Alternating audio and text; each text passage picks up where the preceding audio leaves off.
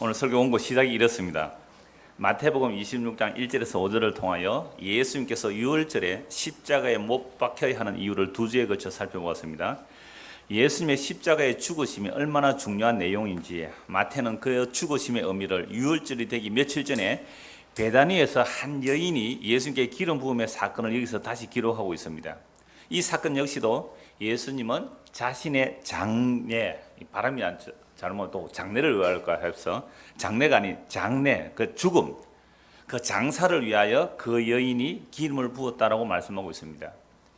그럼 이 2주간에 걸쳐서 유월절 어린 양에 대한 말씀을 보았습니다. 구약 전체가 유월절 어린 양을 증거하고 있죠. 그래서 유월절이 가장 중요한 절기이고 유월절이 이스라엘 백성들이 출애굽한 날, 그리고 이스라엘이 시작된 날이 유월절이에요. 그래서 이스라엘 다움은 어디 아래 있어야 돼요? 어린 양의 피 아래 있을 때에 이스라엘 다워요. 근데 어린 양의 피를 벗어나 버리면 이스라엘이 아닌 거예요. 마찬가지로 구약 성경 전체가 세례요한의 손가락에 모아져서 예수님 보고 뭐라고 증거하죠? 보라, 세상 죄를 지고 가는 하나님의 어린 양이다. 그러니까 구약 성경 전체의 설교는 반드시 세상 죄를 지고 가는 어린 양으로 결론이 내려져야 구약을 제대로 해석한 것이 됩니다. 아가서를 보든지 지혜에 쓰인 잠언서를 보든지 시편을 보든지 모세 오경을 보든지 역사서를 보든지 무엇을 보든지 모든 성경은 사실 세례요한의 그 손가락에 딱 모아져서 보라, 세상 죄를 지고 가는 하나님의 어린 양이로다. 그렇게 구약이 해석되면 그건 문맥이 좀 다르고 또 분명한 본문의 내용이 좀 어그러진다 할지라도 그게 바른 설교예요. 목사는 얼마나 정확하게 성경을 해석하고 풀어내느냐의 의미보다는 예수 그리스도의 편을 드느냐 이거예요. 이게 성경 굉장히 무리한 부분이 많아요. 그래서 바리새인들이 예수의 말씀을 못 알아듣는 이유는 예수님이 너무 무리하게 보인 거예요. 내가 누구보다 먼저 있었다 그래버려요? 아브라함보다 먼저 있었다. 너 미쳤냐? 이렇게 나오는 거예요. 그러니까 우리는 예수님이 아브라함보다 먼저 있었다 그러면 우리는 뭐 하면 돼요? 아멘. 이렇게 하는 것이 예수님의 주 되심을 믿는 거거든요. 이게 예수님을 편드는 얘기거든요. 세상 사람들은 믿을 수 없죠. 내가 다윗보다 먼저 있었다. 다윗이 나를 보고 주라고 그랬다. 그런데 어떻게 그리스도가 다윗의 후손이 되겠느냐? 그게 시편 110편 말씀이거든요. 주께서 내 주에게 말씀하시기를 다윗이 성령의 감동으로 이미 천년 전에 예수님을 그리스도를 주라고 고백했는데 이런 말씀은 정말로 시간을 초월해야 되거든요. 공간을 초월해야 되는 이야기들인데 이걸 예수님 친히 말씀하셨어요. 그러면 그 말씀에 우리가 아멘이라고 하는 거죠. 이게 예수를 믿는 거란 말이죠. 그래서 오늘 이 어떤 여인이 예수님께 기름 부은 사건을 가지고 예수님이 뭐라고 말씀해요? 이 여자가 나의 뭘 준비했다고요? 장례, 장사. 옛날 번역은 장사를 그래요. 나의 죽음을 예비한 죽음이다 라고 할 때에 이 여자가 알고 했을까? 모르고 했을까? 신학자도 이걸 또 나눠요. 여러분들 어떻게 생각해요? 이 여자가 기름 부을 때 예수님 며칠 후에 죽으실 거야. 이거 알고 부었을까요? 모르고 부었는데 예수님 그렇게 해석해 주신 걸까요? 모르고 부었다고 그렇게 보세요? 그냥 예수님 그냥 해석한 거네 그냥? 저는 그렇게 안 보는데요. 몰랐던 예수님이 해석했던 상관은 없습니다. 우리는. 그러니까 제가 오늘은 알았다고 말씀드릴 거예요. 여러분들 전부 다 몰랐다고 하니까 저는 알았다고 말씀드리려고 하는데요. 그리고 대제사장이 예수를 죽이기로 결의했을 때 뭐라고 말합니까? 한 사람이 죽음으로 우리 민족을 살리는 것이 좋다. 그 말은 알고 했어요? 모르고 했어요? 이 사람은 예수님의 죽으심을 모르고 얘기한 거예요. 물론 예수를 죽이려고 이 말을 했는데 그것은 그 해의 대제사장이 되어서 나라를 지키기 위해서 민족을 지키기 위해서 예수 하나 죽여서 우리 민족을 살리자라는 말을 했는데 그것도 무엇을 이루기 위함이에요? 그리스도의 죽으심을 자기도 모르게 한 말이 되는 거죠. 그러니까 사실은 가룟 유다도 예수님의 죽으심을 준비하는 하나의 도구로 쓰인 거죠. 물론 그게 악한 도구로 쓰임을 받습니다만은 천지 만물이라는 것은 내가 알고 했던 모르고 했던 그것은 다 누구를 위한 것이 되어버려요? 주를 위하여. 이게 주예요. 주. 이게 주의 개념이거든요. 그래서 예수님의 십자가의 죽으심은 세상이 볼 때는 끝이잖아요. 그렇죠? 죽었다. 끝이에요. 그건 끝이고 실패고 저주예요. 그런데 예수님의 죽으심은 시작이 되고 성공이며 저주가 아닌 축복이며 실패가 아닌 하나님의 뜻의 완성이라 이 말이죠. 그래서 십자가하는 이유가 그거예요. 그래서 오늘 본문 6절부터 보겠습니다. 26장 6절. 예수께서 베다니 나병 환자 시몬의 집에 계실 때에, 그럼 베다니라는 것은요, 예루살렘 동쪽문에서 나가면 예루살렘 동쪽문에 감람산이 있어요. 감람산 그 자락, 낮던 자락으로 하면 예루살렘 동쪽에서 나가면 제일 먼저 나오는 동네가 벳바게라는 동네예요. 이건 한 1.5km 정도, 2km. 그 다음에 예루살렘 동문에서 좀 더 가면 벳바게를 지나가면 베다니라는 말이 있어요. 이 베다니는 예루살렘 동쪽 한 3km 정도. 가깝죠. 3km 정도니까. 예수님께서 예루살렘 오실 때 이 베다니 마을에 자주 들리세요. 예루살렘 오셨다고도 쉬실 때는 베다니 마을에 가시기도 하고, 이 베다니에 자주 들리세요. 이 베다니 말은 히브리로 베다니 말은 합성은 돼요. 베이트, 집이라는 말하고 가난한 사람하고 합성해요. 베다니라는 말은 뭐예요? 가난한 사람들의 마을, 그렇게 되겠어요. 그렇다고 꼭 뭐 가난한 사람만 살았다는 말은 아니지만 어떤 좀 가난한 사람의 동네 이렇게 되어 있어요. 그리고 원래 부자들은 어디에 살아요? 성 안에 삽니다. 그래서 옛날에 서울에서 좀 돈 있는 사람들 어디에서 살아요? 사대문 안에 살았어요. 그러니까 성 밖에서 멀어질수록 좀 가난한 사람이에요. 그러니까 베다니 이렇게 말하면 또 아니 300데나리온이나 되는 향료컵을 깨뜨리는 사람이 베다니에 있어 그 가난했어요. 그런 의미는 아니에요. 유대인들이 그 기름을 준비하는 아주 여러 가지 의미들이 있는데요. 하여튼 이 베다니에 예수님이 자주 들리셨어요. 그럼 베다니에 누가 사는 동네예요? 나사로, 오빠 나사로, 마르다와 마리아, 그들이 살고 있는 동네 베다니예요. 그리고 바리새인 시몬도 있었고요. 오늘 이 사람은 나병 환자 시몬의 집이에요. 그러니까 이 나병 환자의 집에 들어가면 사람이 부정하게 되니까 유월절을 앞두고 안 들어가요. 뭐 유월절 아니라도 안 들어가지만, 그러면 이 말씀을 볼 때 이 나병 환자 시몬이 예수님에게 아마 나병을 고침을 받은 것 같아요. 문맥에는 없지만 고침을 받았기 때문에 예수님을 위한 잔치했다 이렇게 볼 수 있어요. 그래서 이 베다니 나병 환자 시몬의 집에 계실 때에 예수님께서 그 집에 가셔서 이제 식사를 하고 있는 거죠. 말 잔치가 일어나는 겁니다. 요한복음 12장 한번 보시죠. 요한복음 12장 1절 2절입니다.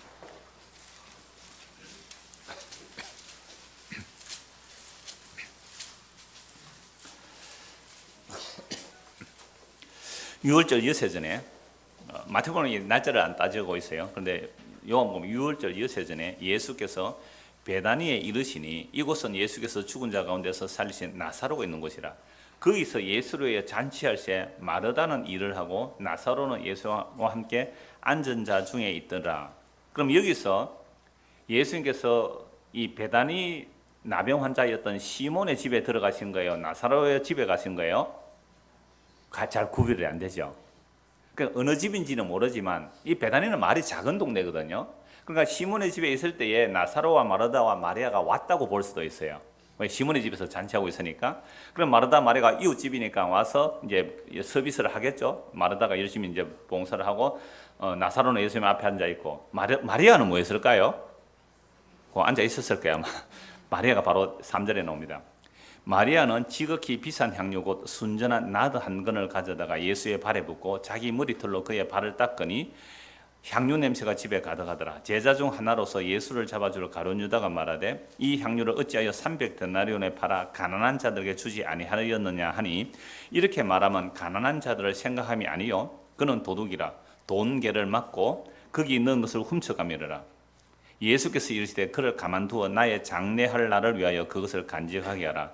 가난한 자들은 항상 너희와 함께 있거니와 나는 항상 있지 아니하리라 하시니라.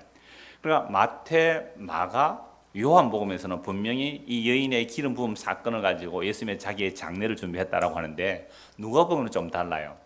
누가복음은 장례라는 얘기가 없고 한 죄 많은 여인으로 표현해요. 그러니까 죄 많은 여인이 예수 와서 향유를 붓고 머리칼로 발을 닦고 눈물로 발을 씻기고 머리칼로 닦고 향유를 붓고 발에 입맞추를 씻지 않았을 때에 거기 또 시몬의 집이에요.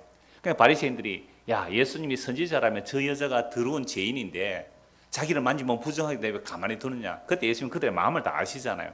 예수님 이렇게 말씀하셨어요. 시몬아, 내가 너희 집에 올 때는 너는 감람유 한 방울도 내 머리에 안 주었다. 발 씻을 물도 안 주었다. 근데 이 여인은 눈물로 발을 씻기고 향유를 부었다. 이 향유 300데나리온이라는 것이 엄청난 금액이에요. 300데나리온은 그러니까 성인 남자의 하루 품삯이 1데나리온입니다. 그러니까 300데나리온 같으면요. 오늘 시세로 말하면 얼마 정도 되겠어요? 1년에 연봉이 높은 사람 좀 많을 거고 연봉이 낮은 사람 좀 작은데 뭐 한 3천만 원, 4천만 원 안 되겠어요? 어마어마한 금액이에요. 그럼 유대인들은 왜 이런 향유를 모았을까요? 그 사실은 시체에 나중에 바르는 거예요. 손님이 올 때는 이렇게 땀 흘리고 먼지가 많이 나니까 향수를 조금씩 뿌리지. 이거 나드, 여기는 요한복음에 보면 나드 한 건. 이 나드라는 것은 수입품이에요. 굉장히 비싼 거고 휘발성이 강하기 때문에 그 병 뚜껑을 밀봉을 해두는 겁니다. 그래서 향유를 깨뜨렸다 그러잖아요. 그 꼭지를 딱 부러뜨려야 돼요. 부러뜨려야 향유를 붓게 되는 거죠. 이렇게 비싼 향유를 한꺼번에 쏟는 것은 이건 정말로 낭비거든요. 그럼 유대인들은 왜 이렇게 향유를 준비하느냐 하면 시체에 바르기 위해서 그렇게 준비를 해요. 유대인들의 장례식은 이제 사람이 죽으면 향품을 같이 사요. 바르고 삽니다. 그래서 무덤에 두는데 그러면 향유가 왜 뿌려져야, 진한 향유가 왜 뿌려져야 되느냐 하면 시체가 땅에 묻는 게 아니거든요. 동굴에 그냥 넣어요. 세마포로서 동굴에 넣으면 시체가 썩으면 냄새가 나잖아요. 그럼 동굴에 돌멩이를 이렇게 막아 놓아도 지나가면 무슨 냄새가 나요? 썩는 냄새가 나잖아요. 그걸 방지하기 위해서 기름을 발라요. 그러니까 유대인의 장례 보면 항상 이 향유를 듬뿍 부어서, 좀 가난한 사람들 향유에 물 좀 탑니다. 물 좀 타서 듬뿍 부어서 세마포를 사서 이 동굴에 갖다 놓는 거예요. 그러면 1년 정도 되면 완전히 살이 썩어져 내립니다. 썩어져 내리면 그 뼈를 어떻게 해요? 추려서 옆에 구덩이에 넣어요. 그럼 거기에는 뭐 정조 할아버지, 뭐 고조 할아버지, 이렇게 할아버지, 아버지, 아들 이렇게 뼈가 축축 쌓여서, 그래서 유대인들은 죽었을 때 어디로 돌아갔다고요? 열조에게로 돌아갔다. 정말 열조의 뼈에 그냥 돌아가요. 그럼 그 뼈가 싹 치워지면 다음에 아들이 죽으면 어떻게 해요? 아버지 죽었던 그 무덤에 또 엮는 거죠. 그러면 살이 다 썩어지면 그 뼈를 다시 넣고, 무덤 하나만 있으면 이거는 완전히 뭐예요? 뭐 대대로 사용할 수 있는. 그러니까 회칠한 무덤이라고 했을 때에 안에는 뭐가 가득해요? 썩는 냄새가 가득하잖아요. 그러니까 너희는 열린 무덤에, 너희 목구멍 열린 무덤에 할 때 다 그런 개념이에요. 그러니까 안에는 시체 썩는 냄새가 가득하니까 진한 향유를 부어 놓음으로 뭐 처음에는 좀 자주 갈 거 아니에요. 무덤에 그 썩는 냄새를 좀 방지하기 위한 향유이기도 해요. 자, 이렇게 이 향유를 준비한 이 마리아가 예수님의 부었단 말이죠. 마태복음 머리에, 그런데 뭐 발에, 요한복음 발, 머리도 붓고 발도 다 부었겠죠. 300대는 어마어마한 향유를 부었을 때에, 마태복음은 제자들이라고 말하고 있는데 요한복음에서 가룟 유다로 꼭 집어서 말해. 가룟 유다가 뭐라고 하냐면, 이 향유를 어찌하여 300데나리온에 팔아 가난한 자들에게 주지 아니하였느냐 하니, 이렇게 말하면 가난한 자들을 생각함이 아니고 그는 뭐예요? 도둑이라. 가룟 유다가 돈깨를 맡았잖아요. 돈깨를 맡았기 때문에 그걸 팔아서 자기에게 뭔가 챙겨 넣는 거죠. 도둑이란 말이죠. 그렇게 말하죠. 그때 예수님께서 뭐라고 말씀하세요? 이 그를 가만두어 나의 장례하는 위해 그것을 간직하게 하라. 가난한 자들은 항상 너희와 함께 있거니와 나는 항상 있지 아니하니라. 다시 오늘 마태복음 본문을 보십시오. 6절입니다. 예수께서 베다니 나병 환자 시몬의 집에 계실 때에 한 여자가 매우 귀한 향유 한 옥합을 가지고 나와서 식사하시는 예수의 머리에 부으니 제자들이 보고 분개하여, 자, 여기서는 제자들 전체예요. 보고 분개하되 무슨 의도로 이것을 허비하느냐, 이것을 비싼 값에 팔아 가난한 자들에게 줄 수 있었겠도다 하거늘 예수께서 아시고. 제자들이 분개한 게 겉으로 막 말했을까요? 속으로 말했을까요? 속으로 말했겠죠. 가룟 유다 같은 사람은 대놓고만 말인 것 같아요. 다른 제자도 똑같은 마음이었어요. 저 300데나리온을 예수의 머리에 붓다니, 예수의 발에 붓다니, 저건 너무 낭비야, 너무 허비야 라고 했는데, 예수님께서 그들의 마음을 다 아시고 너희가 어찌하여 이 여자를 괴롭게 하느냐, 그가 내게 좋은 일을 하였느니라. 가난한 자들은 항상 너희와 함께 있거니와 나는 항상 함께 있지 아니하리라. 이 여자가 내 몸에 이 향유를 부은 것은 내 장례를 위하여 함이니라. 내가 진실로 너에게 이르노니 온 천하에 어디서든 이 복음이 전파되는 곳에서는 이 여자가 행한 일도 말하여 그를 기억하리라 하시니라. 너무 놀라운 말씀이죠. 복음이 전거되는 곳에는 누구 얘기도 항상 해라고요? 이 여자 이야기도 해라 라고 말씀하죠. 이걸 가지고 또 여러 가지 해석을 해요.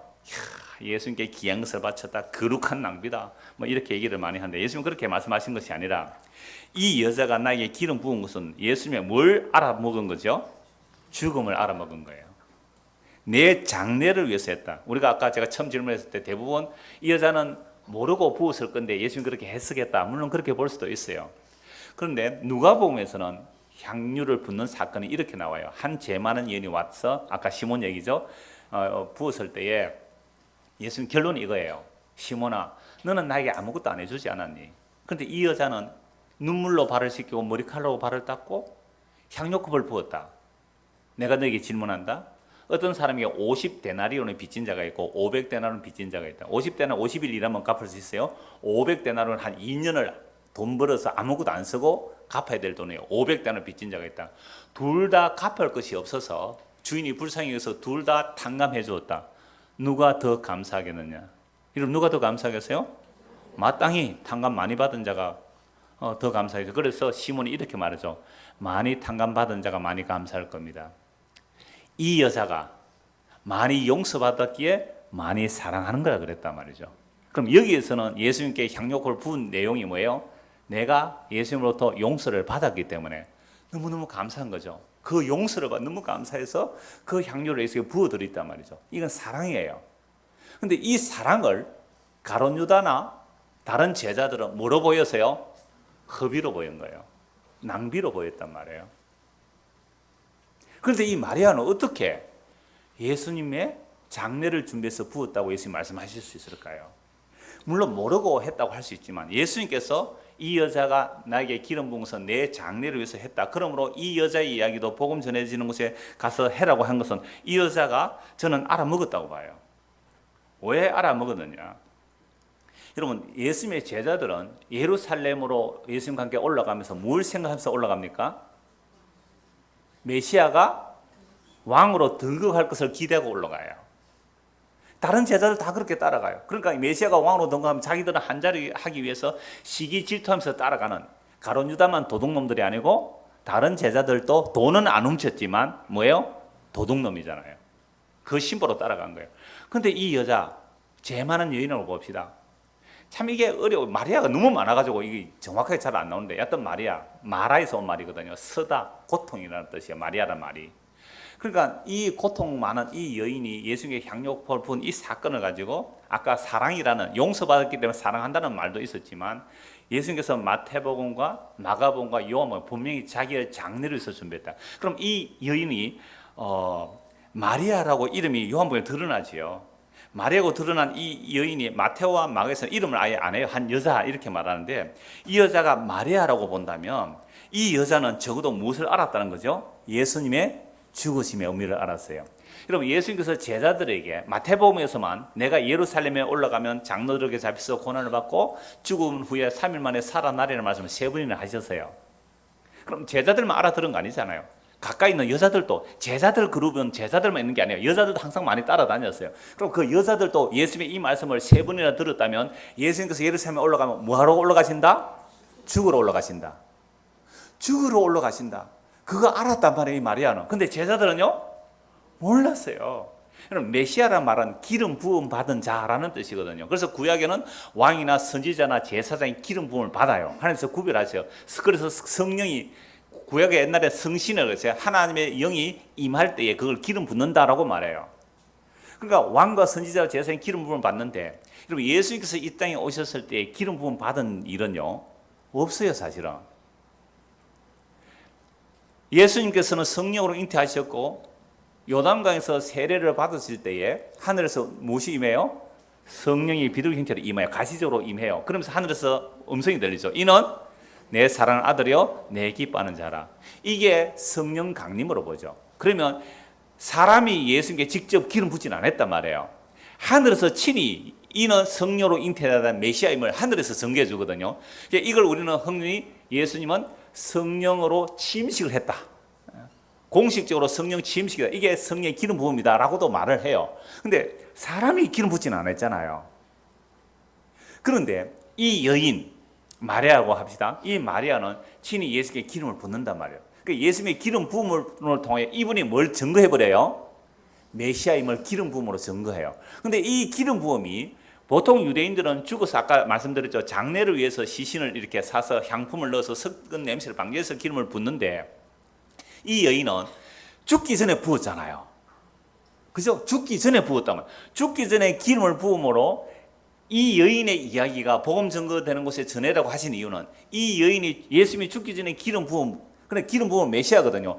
메시아는 뭐 하기 위해서 오셨다? 죽기 위해 오셨다는 거죠. 죽기 위한 메시아로 알아먹은 자가 누구라고요? 마리아다. 근데 다른 제자들은요, 메시아를 따라갔지만 뭐 하기 위해서 따라갔어요? 자기의 이름과 자기 영혼을 위해서 따라갔어요. 오늘 새벽에 시편 115편을 봤어요. 너무너무 어려웠어요. 저는 어제 저녁에 이제 시편을 쭉 묵상하고 아침에 와서 보는데요. 설교 중에 제가 은혜를 받은 거예요. 오늘 새벽기도 25분 했어요. 설교만 25분간 했는데 115편 1절에 이런 말씀이거든요. 주여 영광을 우리에게 돌리지 마옵소서, 우리에게 돌리지 마옵소서, 이런 내용이 나와요.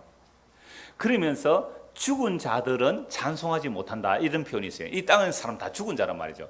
그래서 죽은 자는 찬송하지 못하지만 그 죽음의 자리에서 그리스도를 만난 자는 이제부터 영원토록 찬송할지다. 그게 시편 115편 결론이거든요.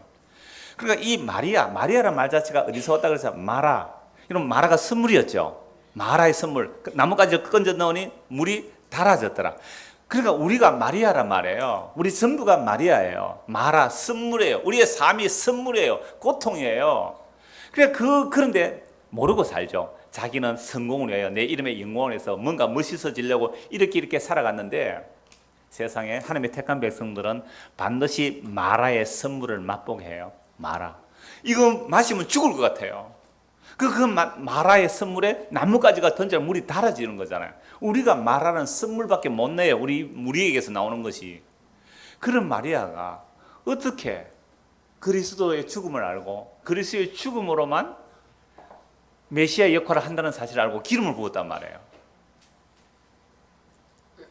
누가복음 10장을 한번 보십시오. 누가복음 10장 38절입니다.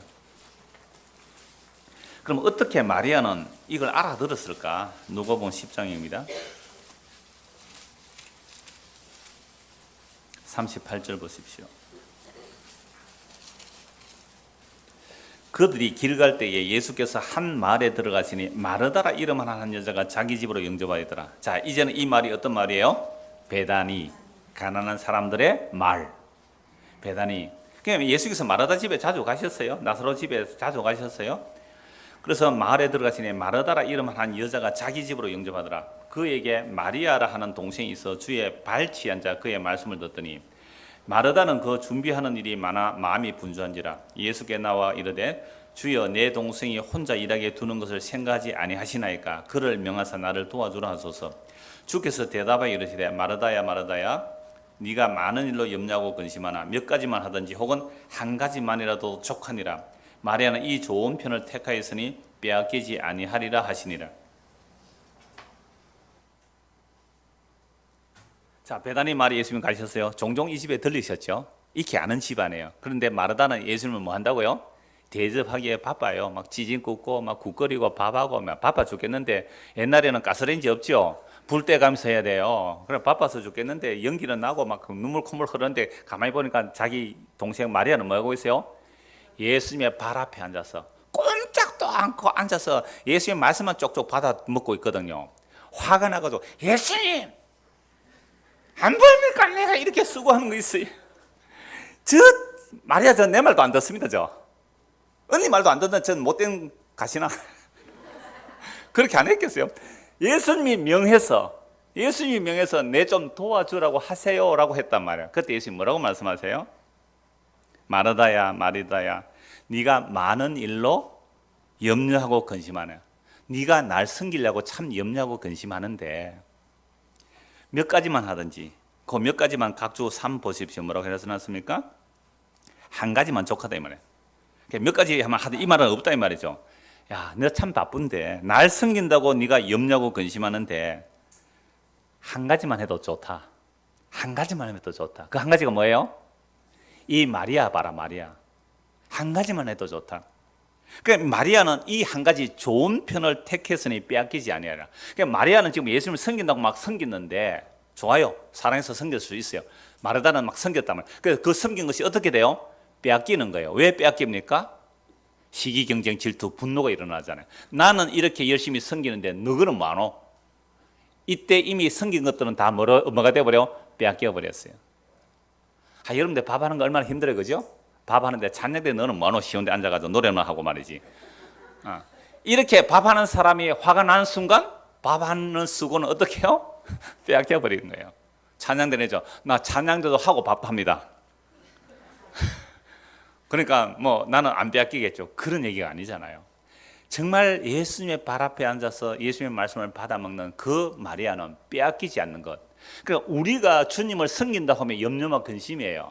근데 주님은 우리의 섬김을 받는 것이 아니라 우리를 섬기러 오셨잖아요.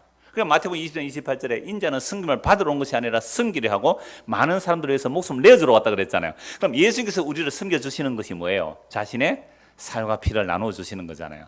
그러면 그게 말씀을 선포할 때 그 말씀을 알아먹는 사람은 예수님이 나에게 살과 피, 그 생명을 주셔야 내가 살구나. 이걸 누가 알아들어요? 마리아가 알아들었기 때문에 내가 지금 예수님을 섬기는 것보다 더 중요한 것은 나는 지금 예수님의 섬김을 받아야 됩니다. 당신의 죽으심이 나를 살립니다. 이거 마리아가 알아먹었어요. 그러니까 이 향료를 붓는 이것을 예수님이 이 여자가 하는 일이 온 세상에 복음 전에 전해라. 왜? 이 여자는 그리스도 기름 부음 받은 자가 죽음으로만 생명 얻는다는 사실, 그 십자가로 하나님의 약속이 완성되고 그 십자가 우리에게 생명을 준다는 사실, 이 여자는 알고 있기 때문에 이 이야기 전에, 그래서 오늘 2000년이 지났는데 이 이야기를 우리가 지금 보고 있는 거예요. 너무 놀랍죠. 빼앗기지 아니할 것 말이야. 주님이 주신 것을 받아 먹는 것, 이게 안 빼앗기는 거예요. 그래서 저는 여러분들이 교회 와서 막 이런저런 봉사를 할 때에 물론 감사해요. 마르닥 같은 사람도 있어야 밥을 먹을 거 아닙니까? 근데 밥을 먹는 것은 왜 그래야 돼요? 밥하는 분들 이렇게 말을 할 때 참 감사해서요. 참 더운데 이 밥하기 힘들죠. 그러니까 밥하면서 힘들어해요. 목사님 나 너무 힘들어요 밥을. 그런데 멀리서 오는 사람들이 오후에 말씀 듣고 가기 위해서 밥을 해야 안 되겠습니까? 땀을 뻘뻘 흘리면서 고생하면서 멀리서 오는 사람들이 말씀 듣기 위해서 오셨는데 밥을 해야 안 되겠습니까? 참 감사했어요. 그러니까 결국은 우리가 봉사라는 것도 그 말씀을 듣기 위한 봉사였단 말이죠. 그러니까 이 마리아는요, 예수님 발 앞에 꼼짝없이 앉아서 말씀 듣다가 뭘 알았어요? 그리스도의 죽음을 알았어요. 몇 번이나 얘기를 했거든요. 근데 제자들은 알아들어요? 못 알아들어요? 못 알아. 그럼 오늘 여러분도 마찬가지, 우리도 마찬가지예요. 이 십자가 이야기를 세상의 영광으로 보면 절대 못 알아들어요. 말하더라도 못 알아들었던 거잖아요. 내가 예수님을 뭔가 하겠다는 겁니다. 제자들이 다 그랬어요. 내가 예수님에서 뭘 하겠다는 겁니다. 그래서 자기도 영광을 얻겠다는 거죠. 십자가 몰라요. 제자들은 몰랐어요. 근데 이 여인, 죄 많은 여인, 용서받은 이 여인, 주님의 사랑받은 이 마리아는 알았단 말이에요. 아하, 주님이 죽으심으로 나를 용서하시구나. 그리스도 기름 부은 메시아가 죽어야만 내가 사는구나. 그걸 알았단 말이죠. 오늘도 복음 안다는 건 딱 이거예요. 왜 십자가가 우리를 살리는지 그거 알고 믿는 거. 이게 빼앗기지 않을 겁니다. 이게 빼앗기지 않을 거예요. 그래서 저는 여러분들이 봉사하는 것도 참 감사하지만 더 기쁜 것은 말씀에 집중하는 거예요. 말씀에 관심 가지는 거예요. 그런데 늦게 오셔서 저 영상 보시는 분 지금 계시죠? 저 이 예배실에 영상 보시는 분들 미안하지만 일찍 와서 앞에 앉으면 저 더 기뻐하거든요. 방송실에 앉아가지고 저 모니터 보고 하는 거 나 안 기뻐해요. 방송 한 사람만 있고 여기 앉으세요. 비접으면 의자 갖고 이 앞에 앉아도 돼요. 우리 집사람이 알아요. 제가 이러는 사람인 줄. 누가 밥 사준다 별로 안 기뻐요. 영 안 기뻐는 아니지만 밥 사는 사람과 저는 밥 사준다는 것보다 더 기쁜 것이 말씀에 집중하는 그게 기뻐요. 청년들이 오후 예배 마치고 내려오라 하고 내가 먼저 왔는데 오후에 안 오르고 몇 명이 있어. 화나요 정말. 여러분들 우리가 말씀 듣는다는 것은 예수님께서 우리에게 해주신 일이 뭔가를 그걸 알고 받아들이는 게 믿음이거든요. 그냥 예배 시간에 은혜 받은 척하고 이거 은혜 받은 거 아니지? 쫄고 있는 거지. 캘리포니아에서 오신 분이 계세요. 3년 전에 아주 오래전부터 한 10년 전에 정말 복음에 이렇게 눈이 열렸대요. 정말 마라의 상황에서 복음이. 그래서 그 기쁨이 너무 좋아서 그거 놓치지 않기를. 그게 가장 행복했다는 거예요. 정말 바닥에 왔을 때에 그 한계에 왔을 때 그리스도의 십자가에 보면 10년 알았어요. 그러다가 한 3년 전에 제 설교를 어떻게 들었대요. 그래서 그 혼자 그 어머니 뵈러 오는 순간에 그 뭐 인천에서 비행기 타고 왔다가 비행기 예약하고 KTX가 잘 없으니까 그 아침 와서 제가 한 10분 정도 교제했는데요. 제 안에 감동이 있었거든요. 야, 흡이잖아요. 비행기 타고 왔다 갔다 하고 말이죠. 근데 여수 사람 할 말이 없어. 저는 마리아라고 봐요. 이게 마리아예요. 그 마리아가 예수님의 죽으심을 알았다는 겁니다. 그러면 도대체 이 죽으심이 뭔가? 이 도대체 기름 부으심이 뭔가?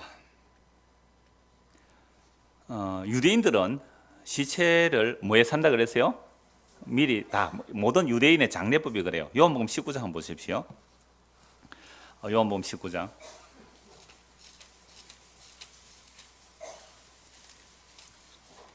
38절.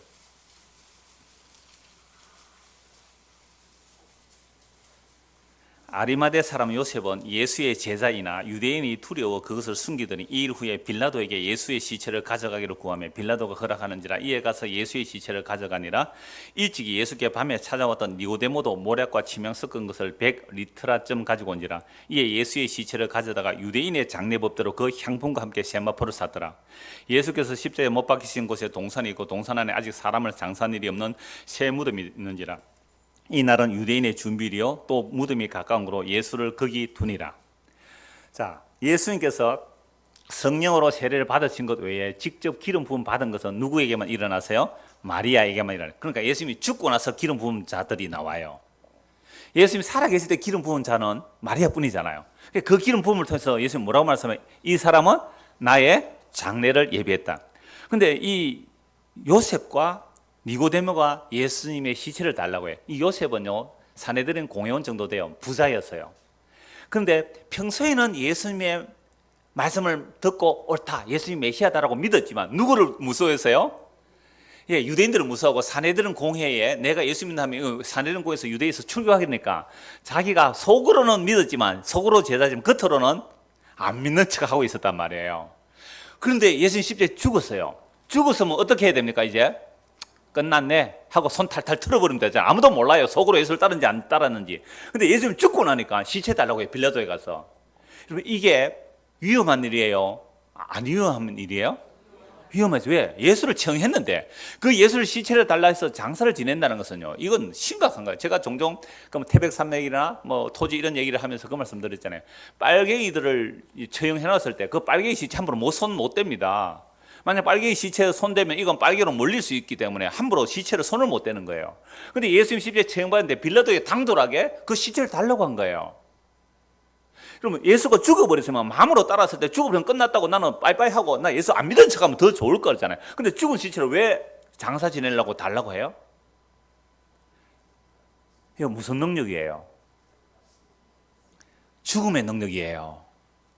십자가의 죽음의 능력이에요. 죽어버리면 끝나요. 이러면 대통령 후보 될 사람 따라가도 대통령 죽어버리면 어때요? 따라가는 사람 다 헛사잖아요. 예수님 죽었어요. 끝났어요. 근데 이 요셉은요, 시체 달라고 해요. 해석이 돼요, 여러분들?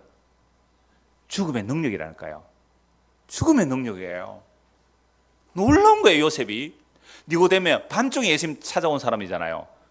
율법 선생인데 예수님 앞에 나와서 너는 거듭나지도 못했다, 그 소리 들은 사람이에요, 니고데모가. 뭘 가지고 와요? 몰약, 시체에 바르는 몰약, 침향 섞은 것, 100리트라전 가서 예수의 시체에 붓고 그 세마포에 사서 무덤에 두잖아요.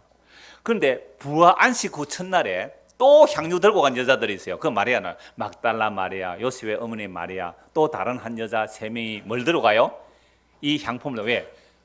시체 처리할 때 자기들이 기름을 못 부어. 기름 부으러 갔는데 이미 그 기름은 뭐예요? 부활해버리니까 없어서 못 부었죠. 자, 그래서 예수님의 십자가의 죽으심의 사건이 요셉이, 니고데모가 그들은 죽고 나서야 알았죠. 근데 예수님 십자가에 죽기 전에 십자가의 죽으심의 의미를 안 사람이 누구라고요? 마리아. 그래서 복음이 전거되는 곳에서는 이 여자의 한 이야기도 전해라. 죽음의 의미 몇 곳만 찾아보겠습니다. 히브리서 2장 보십시오. 히브리서 2장 14절.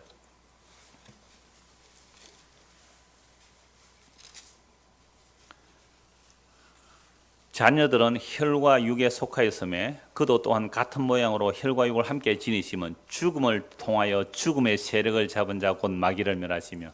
예수님께서 왜 죽으셔야 돼요? 죽음으로 죽음을 이기는 겁니다. 죄인이 되심으로 죄를 이겨버리는 거죠. 우리 금요 공부했죠. 죄에 대해서 죄가 되셨다는 거예요. 죽음에 대해서 죽음이 되신 거예요. 예수님께서 죽음을 통하여 죽음의 세력을 잡은 자 마귀를 멸하심으로. 15절 같이 읽읍시다. 또 죽기를 무서워함으로 한평생 매여 종노릇하는 모든 자들을 놓아주려 하심이라. 자, 우리는 죽기를 무서워하죠. 왜? 죽으면 끝이니까. 그렇죠? 좀 이런 대답 좀 해주세요. 죽기 무서워하죠. 예, 죽으면 끝이니까, 죽으면 실패니까, 죽으면 저주니까. 특히 젊었을 때 죽으면 어떻게 돼요? 안 됐다, 안 됐어, 이러잖아요. 그런데 예수님은 33세에 그 십자가에 죽으시면서 다 이뤘다 해버렸잖아요. 다 이루었다. 뭘 다 이룬 거예요? 실패요, 죽음이요, 저주요, 끝인데 그 죽음이 뭘 다 이루네요 우리에게.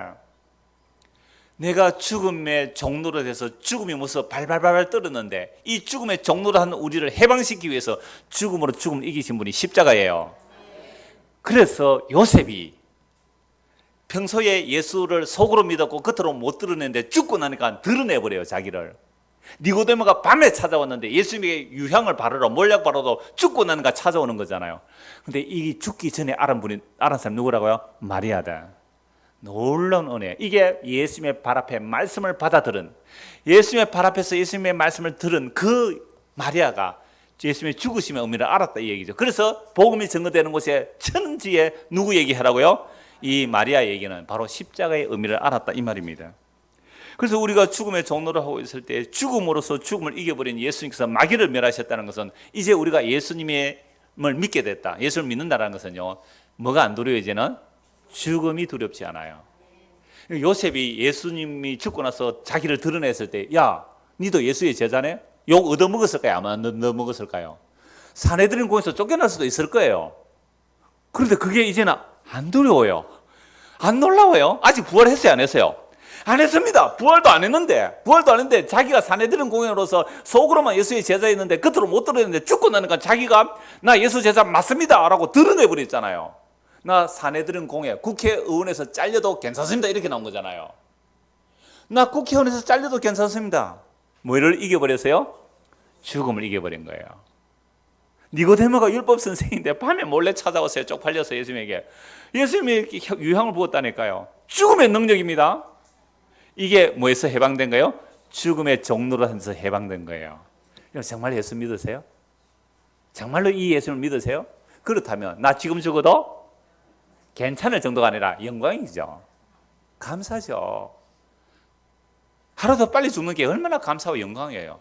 하루 더 살면 죄밖에 더 짓겠어요? 물론 그 죄 짓는 과정 속에서 주의 은혜를 더 알아가야 되고 십자가로 나타난 그 용서와 사랑이 더 우리에게 담겨져야 하기 때문에 아직 안 죽이고 살려놓는 거예요. 우리 안에 그리스도가 우리 안에 담겨야 되거든요. 사람은 하나님을 담는 그릇이에요.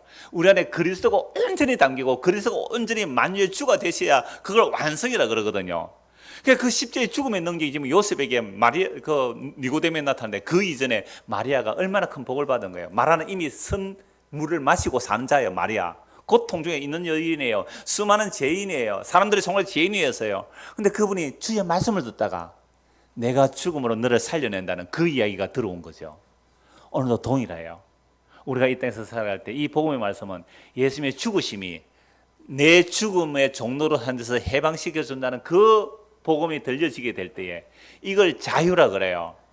이런 자는요, 세상에서 실패, 저주 그거 겁이 안 나는 사람들. 얼마나 이게 멋있고 자유예요. 목회 실패도 괜찮은데요, 꼭 성공할 이유가 뭐 있어요? 예수님의 제자들이 목회 성공한 사람 어디 있어요? 그걸 자유라 그래요. 이것이 바로 사망으로 사망을 잡아버리기 때문에 부활도 그 십자가로 일어나는 거죠. 죽음의 세력을 이긴 게 십자가로 이기기 때문에 부활도 십자가 때문에 일어난 거예요. 그게 고린도서 15장 부활의 이야기죠. 그래서 두 것만 보고 말씀 마무리하겠습니다. 골로새서 2장입니다. 골로새서 2장 15절. 도대체 죽으심이 뭘 다 이뤄내시는가?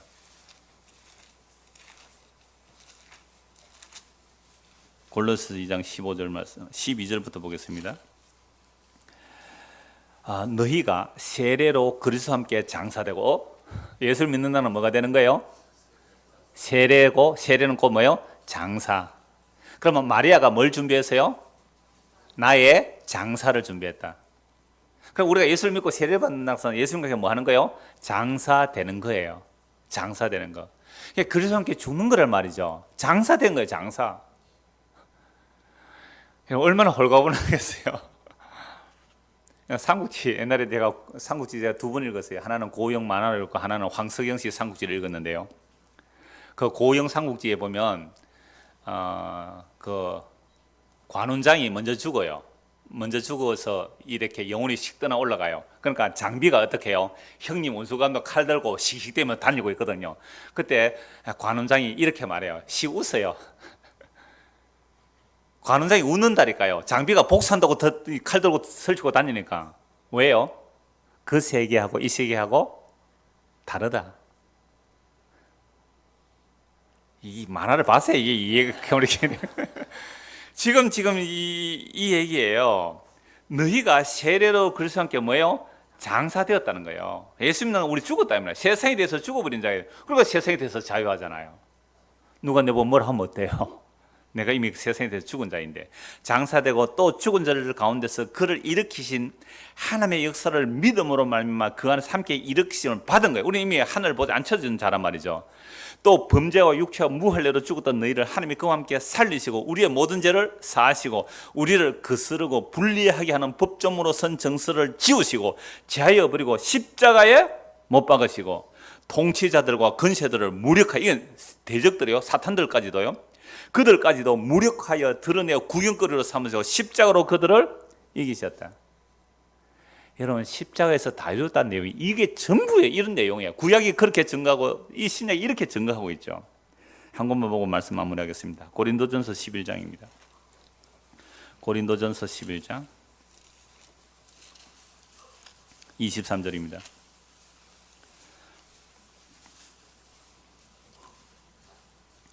신앙상담은 어떤 분이 이병태 씨가 그 성찬에 대해서 질문했어요.